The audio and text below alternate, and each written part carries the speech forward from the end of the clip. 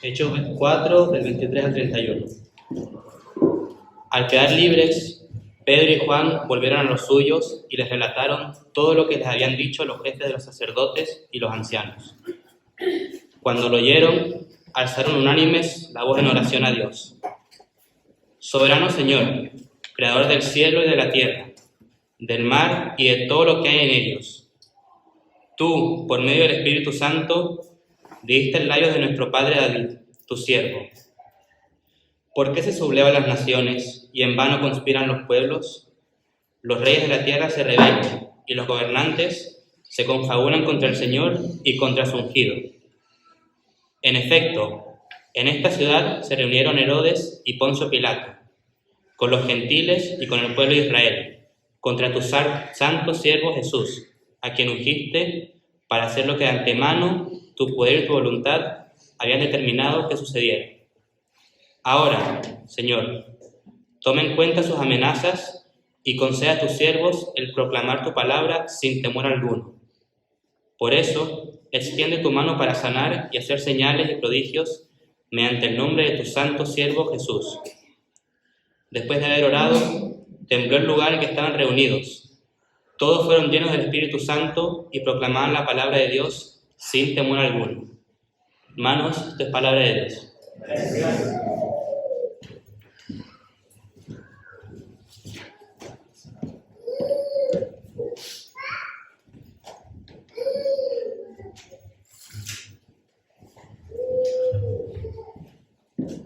Hola hermanos, ¿cómo estamos? Bien, genial. Vamos a meditar en esta sección de la Biblia hoy. Entonces sería genial si tuvieras abierta la Biblia enfrente de ti. Y me di cuenta que no tengo la cosa, entonces tú puedes producir, tal vez yo no. Wow. Gracias a Dios. Entonces, una pregunta para partir. ¿Cuáles son los obstáculos para el crecimiento del evangelio? En tu opinión, ¿cuáles son los obstáculos para el crecimiento del evangelio? ¿Qué obstáculos existen actualmente en tu mundo, en tu opinión, para el crecimiento de la iglesia o del cristianismo en general?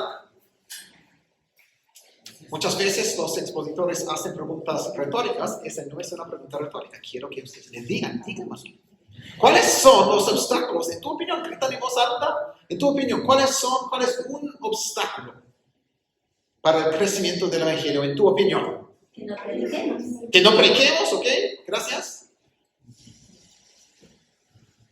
El levantamiento de muchas ideologías. Ideologías diferentes, ¿sí? Tal vez. Gracias. Pero la falta de testimonio de los cristianos. Sí, entonces la falta de testimonio que no prediquemos, ¿cierto? Que es la falta de verdad testimonio. El miedo. El miedo, sí, muchas veces. Inconsecuencia. ¿Perdón? Inconsecuencia de los cristianos. Tal vez la manera en la que digamos, sí, que digamos algo y digamos de esta manera, el mundo dice hipócritas, sí, tal vez puede ser. José. Que a veces creemos que Dios nos responde según nuestra voluntad y no según la suya. Ok, sí, gracias. Falta de fe. Falta de fe, tal vez, falta de fe. Somos una iglesia muy madura. Yo estaba pensando que me iban a decir cosas como leyes civiles, el gobierno, y pensando en tal vez la sociedad muy secular, la situación actual de 2024, tal vez falta de recursos, tal vez otros estaban pensando tal vez en el crecimiento del Internet. Hay muchos desafíos, muchas ideologías diferentes en Internet que son un desafío, tal vez una amenaza al crecimiento del evangelio, tal vez el pecado en general. Y yo pensé en mí mismo, tal vez yo soy el problema.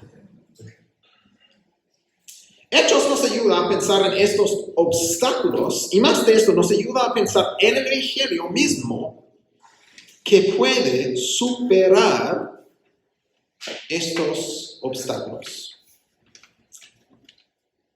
Entonces creo que es bueno que oremos mientras que pensemos en este texto. Entonces, oh Dios, ayúdanos a oír tu palabra hoy, ayúdanos a creer tu palabra hoy y ayúdanos a crecer en confianza de tu palabra para que Cristo sea alabado en nuestras vidas y por todo el mundo. Amén. Estamos en rumbo con Lucas en su narrativa ordenada que nos cuenta de lo que Jesús comenzó a hacer en su vida terrenal y lo que Jesús sigue haciendo desde su trono celestial como Rey eterno. Y nos hemos encontrado con los apóstoles en Jerusalén, los apóstoles de Jesús siendo testigos en Jerusalén de lo que ellos han visto y oído. Y especialmente en Hechos 4, la semana pasada encontramos con Pedro y Juan, que fueron arrestados por dar testimonio al Evangelio, pensando en obstáculos, amenaza de ir a la cárcel por decir que Cristo es Rey, Cristo es el Señor. Me parece un obstáculo fuerte.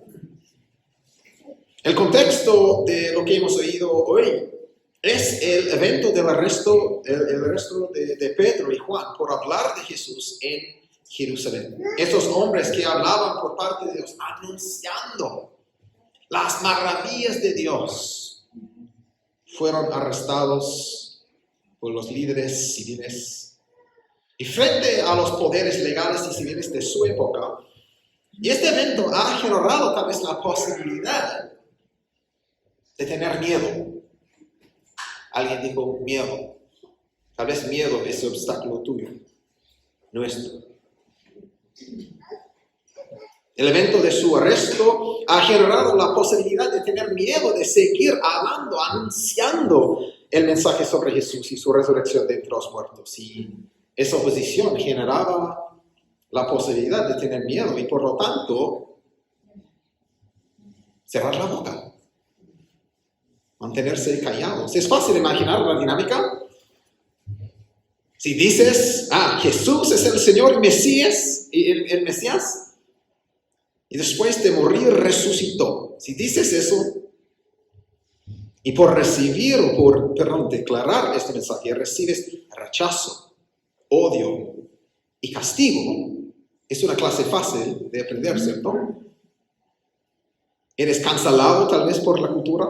Vas a aprender al tiro que es mejor que no digas nada a nadie,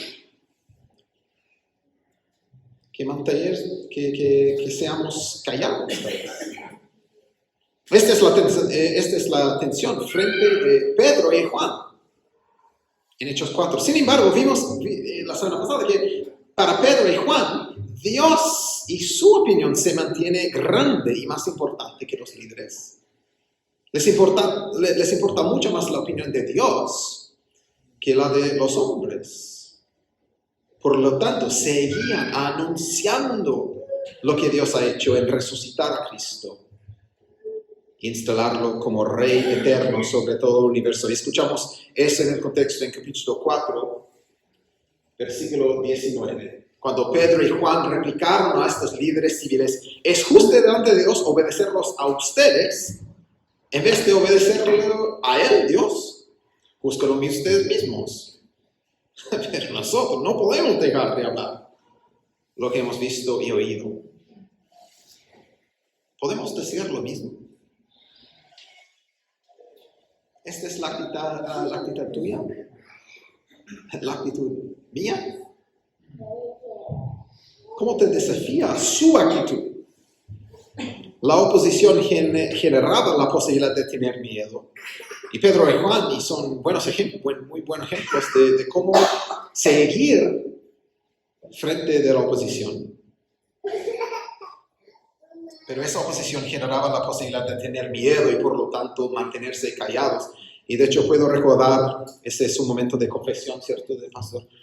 Tengo que confesar que yo tengo una historia concreta en mi mente de ese mismo miedo cuando fallé. Me acuerdo de algunos años atrás, puse un comentario, un mensaje en mi Facebook, algo que había aprendido de la Biblia, y puse eso en mi Facebook como público, un mensaje público para todo el mundo. Y un amigo mío de mi juventud, que no era creyente, puso un comentario negativo. Después de pensar en un segundo, por ahí. Al recibir comentario negativo, un desafío sutil, suave, no violento, ese fue suficiente para mí como tal vez un niño en la fe de 20 años, de borrar mi mensaje y mantenerme callado. Y tal vez tú tienes muchas historias similares. Es fácil frente a la oposición mantenernos callados por miedo. Mi amigo no iba a ponerme en la cárcel, mi amigo no iba a cancelarme, mi amigo no tenía ningún poder sobre mí, pero fue suficiente para nada. No digo nada. Yo necesitaba una dosis de la valentía y la perspectiva de Pedro y Juan aquí, porque siempre hay oposición. El mundo siempre está en contra del reino de Dios. Este evento en la narrativa, de hecho, no es una sorpresa para Dios. No es algo nuevo tampoco. Y hasta hoy en día vemos la misma actitud. Tenemos una historia del cristianismo. ¿Y qué va junto con la historia del cristianismo? La historia de oposición. Es una historia desde el Antiguo Testamento también.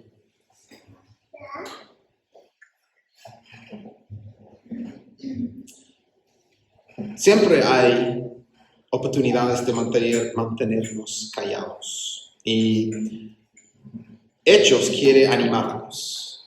No solamente a seguir el ejemplo de los apóstoles, ¿cierto? Sí, son ejemplos, pero queremos entender el mismo poder que ellos tienen para seguir predicando el evangelio. Siempre hay persecución y oposición. Y de hecho, hoy en día, algo que me llama la atención mucho es un ministerio que se llama Barnabas Aid, y todo esto está en inglés, pero es un ministerio que apoya a los creyentes en lugares de oposición injusta y violenta. Hay tantas historias en esta página de personas que nos muestran cómo ser fiel frente a la oposición, cómo ser fiel frente a la persecución, sea lo que sea el resultado. Me animan sus ejemplos. Siempre ha sido así, siempre ha habido oposición violenta al reino de Dios y su ungido, como Hechos 4 nos dice al citar Salmo 2. Entonces llegamos a la cita de Salmo 2 en Hechos 4, cuando David con el poder y por el impulso del Espíritu Santo profetizó en Salmo 2 sobre la constante oposición a Dios y su reino.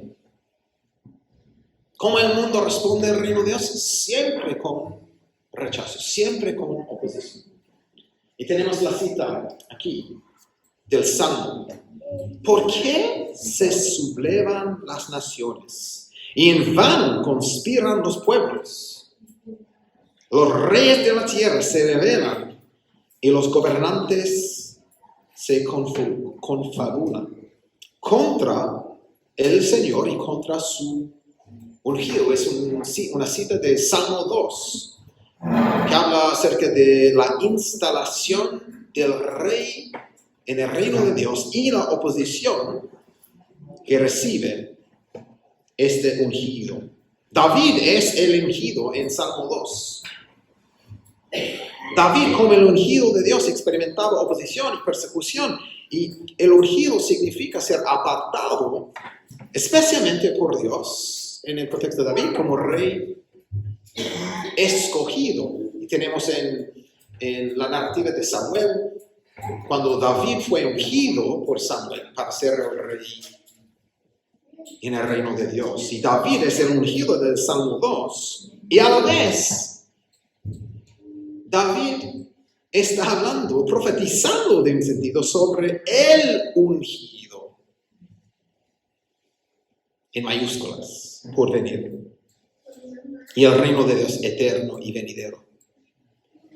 Tal vez y sabemos o conocemos a otro título más conocido, tal vez sería Cristo o Mesías. Eso es lo que significa ungido.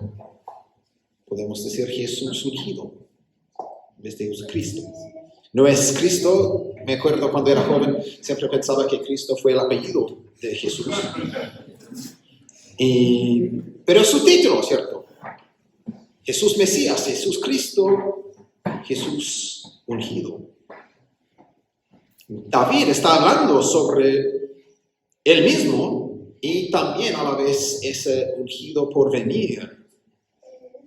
La historia de ese reino de Dios y cómo Dios está avanzando su reino en el mundo es el tema central a toda la Biblia. Y pensar en el reino de Dios y una definición fácil para recordar de qué estamos hablando cuando hablamos del reino de Dios. Estamos pensando en el pueblo de Dios, en el lugar de Dios, bajo el gobierno y bendición de Dios. El pueblo de Dios en el lugar de Dios, bajo el gobierno y bendición de Dios. Y durante la época de David, el reino se presentó en términos de un reino terrenal, físico, y ubicado geográficamente, ¿cierto?, en Palestina, con la ciudad capital de Jerusalén, con un templo físico, una realidad física y parcial. Este reino recibía oposición y rechazo, y David mismo recibió oposición y rechazo. Y Salmo 2 habla de esta dinámica y a la vez profetiza sobre el reino venidero de Dios, que sería un reino espiritual, eterno y duradero. El ungido final y último por venir. Y Hechos nos proclama que este reino se estableció por la resurrección de Jesús crucificado. El mismo Pedro ya ha predicado a este Jesús. Dios lo resucitó y de ello todos nosotros somos testigos. Sépalo bien todo Israel que a este Jesús, a quien ustedes crucificaron, Dios lo ha hecho Señor y Mesías. La realidad prometida de Salmo 2, Dios lo ha hecho para siempre en Jesús. La realidad de David es una realidad parcial. Física, sí, parcial, no duradera. El reino de David se dividió 2 generaciones después de él. La historia del reino terrenal termina en el Antiguo Testamento en el exilio de muchas maneras y el regreso a la tierra prometida con una muestra de ese reino histórico. Historias como la de Pedro y de Juan nos muestra que la oposición al reino de Dios siempre existe. Desde el día de David hasta Jesucristo, hasta los apóstoles y hasta nosotros también. Siempre hay oposición al reino de Dios. Tal vez de forma violenta, como en las historias de Barnabas. Tal vez en maneras sutiles, como mi amigo en Facebook. Todo eso provoca un momento de tal vez mantenernos callados por miedo. Siempre hay oposición al reino de Dios. Como dice el versículo 27 de la lectura de hoy. En efecto, en esta ciudad se reunieron Herodes y Poncio Pilato con los gentiles y con el pueblo de Israel contra tu santo siervo Jesús, a quien ungiste para hacer lo que de antemano tu poder y tu voluntad habían determinado que sucediera. En la narrativa de Hechos ya hemos oído de algunos obstáculos que Dios y su evangelio ha superado. De muchas maneras, la narrativa de Hechos nos cuenta del evangelio imparable que va a seguir avanzando y superando, sea lo que sea el obstáculo. La persecución siendo uno tal vez de los obstáculos más centrales en la narrativa.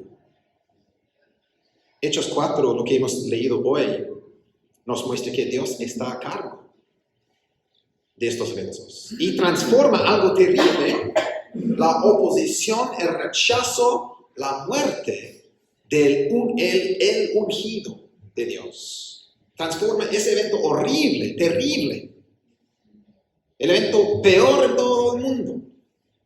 Dios transforma algo terrible en algo bueno. El rechazo de Jesús, su sufrimiento, su muerte, y transforma la situación en la resurrección. Sufrimiento y oposición son las maneras en las que Dios lleva a cabo su reino eterno. Lo que David experimentaba, lo que David profetizó en Salmo 2 se cumple en Jesús y en su reino que crece por dar testimonio a lo que hemos visto y oído. Sabemos del versículo 28 que Dios determinó de antemano, entonces la cruz no es por casualidad, un accidente. Salmo 28 nos muestra que Dios determinó de antemano lo que iba a pasar, según su voluntad. Y tenemos que entender el evento de Cristo y la extensión de su reino en términos de la voluntad y la soberanía del Dios del universo. Y muchas veces la pregunta básica nuestra sobre nuestras vidas, ¿por qué estoy aquí? ¿De qué se trata la vida humana? ¿De qué se trata el mundo? ¿Por qué estoy? Es una pregunta tal vez como filosófica en un sentido. Es la pregunta básica de toda la vida. Y la respuesta a esa pregunta encontramos en la historia del reino de Dios, cumplido en Jesucristo. Si quieres saber por qué qué está haciendo Dios en el mundo, podemos ver eso en la historia de ese reino de Dios. Es fácil dudar o pensar que el Evangelio no pueda lograr o alcanzar algún fruto, tal vez en el mundo moderno, tal vez por todas las razones que decíamos antes. El terreno está demasiado duro, seco.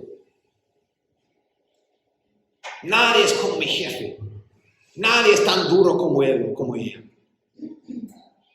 Dios no. Hay que recordar qué hace Dios en Hechos. Vamos a encontrar más de eso con el apóstol Pablo, que no era tan abierto al evangelio. Hay tanta oposición, sin embargo, Hechos nos cuenta que la oposición no va a parar la expansión del evangelio. El evangelio puede, sí o sí, va a lograr los resultados que Dios quiere, porque Jesús reina y gobierna toda la misión, y por derramar su Espíritu Santo para dar valentía y sustento a Pedro y Juan en Hechos 4. Y Él va a seguir dándonos la valentía necesaria para seguir proclamando el evangelio en nuestro contexto. Hemos declarado eso en las respuestas a la pregunta sobre qué creemos anteriormente. Esa fue una diosidencia. Gracias por organizar la liturgia hoy. Hemos declarado, eso es lo que hace el Espíritu Santo ahora. Eso es algo que creemos que el Espíritu hace para nosotros. Nos da esa misma valentía, ese mismo ánimo para seguir proclamando el evangelio hasta los confines de la tierra. En Hechos 4 encontramos frente a la situación del arresto del apóstol Pedro y Juan, que después de ser librados, oraban. ¿Y qué es el motivo de su oración? Oraron por valentía y confianza y el poder de Dios para seguir dando testimonio sin temor alguno. Ahora, Señor, toma en cuenta sus amenazas y concede a tus siervos el proclamar tu palabra sin temor alguno. Versículo 29. Y después de orar, versículo 31, después de haber orado, tembló el lugar en que estaban reunidos, todos fueron llenos del Espíritu Santo y ¿qué hacen? Y tal vez La expectativa nuestra es que van a ser milagros, van a ser señales, que algo como sobrenatural va a pasar. Y tenemos que recordar que algo sobrenatural sí pasa en el texto, pero es algo sorprendente. ¿Qué pasa que es sobrenatural? Estos hombres llenos de razones de tener miedo, en vez de cerrar la boca y mantenerse callados, proclamaban la palabra de Dios. ¿Cómo? ¿De qué manera? Sin temor alguno. Dios escucha sus oraciones y está atento a sus peticiones y da la respuesta inmediata a sus oraciones en esta ocasión. Son fortalecidos para proclamar la palabra sin temor alguno. Sin temor alguno es una frase que se repite a veces en la narrativa de Hechos. Hechos 4 es un momento en los muchos momentos importantes en la narrativa de Hechos, donde estamos preguntando, ¿cómo va a avanzar ese mensaje? ¿Cómo? De verdad, en el mundo difícil, duro, el reino de Dios va a crecer. Estos hombres van a seguir predicando. ¿De verdad la misión de Dios va a avanzar en un mundo como el nuestro? Estamos en rumbo, avanzando en la misión para que el evangelio se extienda a los confines de la tierra. Y el otro momento, solo necesita ver la forma, ¿cierto? La forma de Hechos es como Jerusalén, desde Jerusalén, fuera de Jerusalén, hasta los confines de la tierra. Interesantemente, encontramos esa frase, ¿cierto? Sin temor alguno, en el último versículo de Hechos. Cuando en esa ocasión es Pablo, en Roma, la capital. Escuchamos aquí, durante 2 años completos permaneció Pablo en la casa que tenía alquilada y recibía a todos los que iban a verlo y predicaba el reino de Dios, enseñaba acerca del Señor Jesucristo sin impedimento y sin temor alguno. La experiencia de los apóstoles en Hechos tiene que ver con la experiencia normal de ser alineado con Dios y sus propósitos en el mundo. Ser alineado con Dios y su reino significa oposición y persecución. Ahora,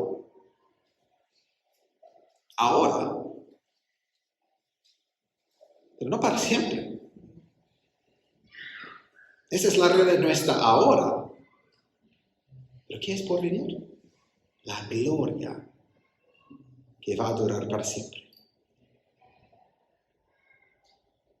Y durante la semana estaba en una reunión con el equipo de Moplam, es un equipo en que trabajo como enseñando la Biblia. Y estamos leyendo un salmo que me parece muy apto para capturar esa idea. Es un Salmo 73, donde Asaf, un siervo en el templo, Salmo 73, y que se sentaba que los injustos y los malvados prosperaban mientras que él sufría. Y después de procesar estos sentimientos de estoy muy decepcionado contigo, Dios, con la realidad mía alrededor, después de pasar por ese flujo, llegamos con Asaf a una convicción frente al sufrimiento y oposición y frente a un mundo que parece avanzar después, o a pesar de su oposición al reino. Y me encantan las palabras de Asaf cuando él dice, pero yo siempre estoy contigo, pues tú me sostienes de la mano derecha, me guías con tu consejo y más tarde me acogerás en gloria. ¿A quién tengo en el cielo sino a ti? Es lo que dicen los apóstoles, Juan y Pedro. ¿A quién deberíamos escuchar? ¿A hombres o a Dios? ¿A quién tengo en el cielo sino a ti? Si estoy contigo, ya nada quiero en la tierra. Podrán desfallecer mi cuerpo y mi espíritu, pero Dios fortalece mi corazón. Él es mi herencia eterna. Perecerán los que se alejen de ti, tú destruyes a los que te son infieles. Para mí, el bien es estar cerca de Dios. He hecho del Señor soberano mi refugio para contar todas sus obras. ¿Puedes decir lo mismo? ¿Conoces el mismo Señor? ¿Tienes esa misma confianza frente tal vez a una oposición dura, violenta? Tal vez tu jefe no es muy amable con los creyentes y no va a darte una promoción en tu pega. Y dices, tal vez mejor que digan nada. ¿Tenemos la misma confianza que Asaf tenía, que los apóstoles tienen? Porque finalmente tenemos el mismo Dios y podemos hacer esa misma conclusión.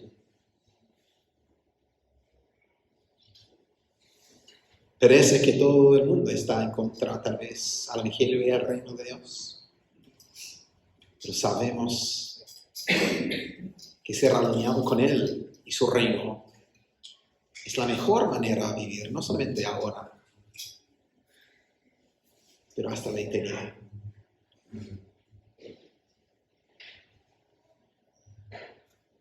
Entonces, quiero terminar orando las palabras que los apóstoles nos dan aquí, que Lucas nos da. Señor,